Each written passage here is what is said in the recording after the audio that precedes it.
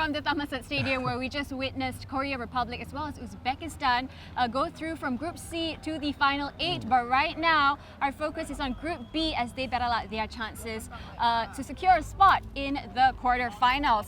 Now, both matches will kick off at 8:15 p.m. local time. So, Roshan, the one that's kicking off here, Saudi versus Syria. Is it fair to say that Syria have been flying under the radar in this group? Yeah, a little bit. I don't think the expectations were on them much on their shoulders in terms of going deeper in the competition, especially when you look at the group they were at. I think most people would have looked at this group and thought, Saudi Arabia and Japan will be the two sides that will go through. So yeah, I think that's an accurate sort of statement to make about them coming into it.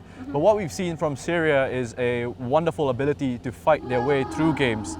And I think in that game against Qatar, they went 2 goals down early on, but they showed that spirit to come back and use their strengths well in that one. And then against Japan, didn't have much possession, but they were very disciplined, very compact, and again they showed that fight, the willingness to use their strengths, which was Al-Halak, space down the left-hand side, use them in those situations, counter-attacking areas. When you've got a player like Barakat leading the line for them, he can hold it up for you, he can even run into the channels if you need him to.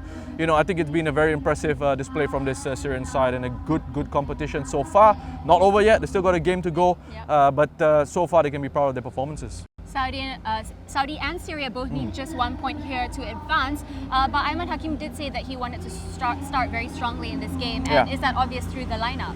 Yeah, it is. When you have a look at the lineup, there are no changes for the Syrian side from that last game against Japan. So I think it shows me that he was very impressed with the performance of that side. He saw the players that he had made changes with. Al-Halak is that name that I keep bringing up. Abdul Qadir in central midfield, number 8, is another one that he had brought in for that game against Japan. And I think he found it to be a very effective lineup for his side. I've been a fan of Abdul Qadir as well, the number 8. I think he gives them a lot of composure on the ball and control in central midfield. They can give it into him in tight spaces, he can hang on to it and then use his distribution well. So yeah, no changes for that lineup. And that's because I think he wants to keep that momentum going and he's been happy with the balance in that side. Quick mention about the number 5 as well, Faris Arnaud, the captain. He's been outstanding in defence for them. Simultaneously kicking off at the Raja Mangala Stadium, it's Qatar versus Japan. And would it be fair again to say that Qatar has underwhelmed in this competition?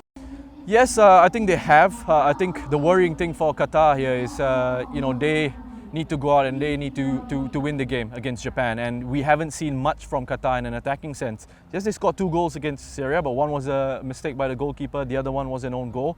And in that game against Saudi Arabia, we saw them have really good defensive shape, really difficult to break down, good discipline. But going forward, I wasn't quite sure what the idea was for this Qatari side. There wasn't a clear structure, clear attacking plan, and that's what's hurt them in this competition. Now, this game against Japan, they're going to have to go for it. They're going to have to open up a little bit more here, take a few more risks, and they've made just a change to their lineup.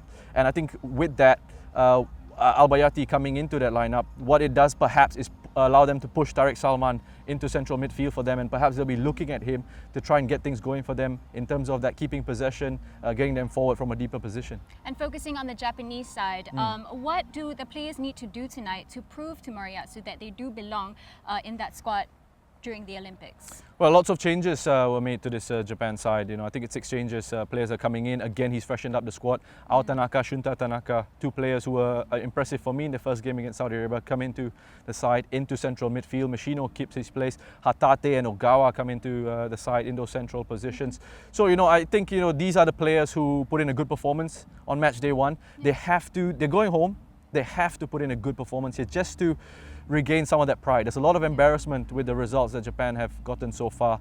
So a good performance is needed, and these players, it's their final opportunity perhaps, to show Moriyasu that, hey, you got to bring me along to the Olympics. Yep, thanks for that, Roshan.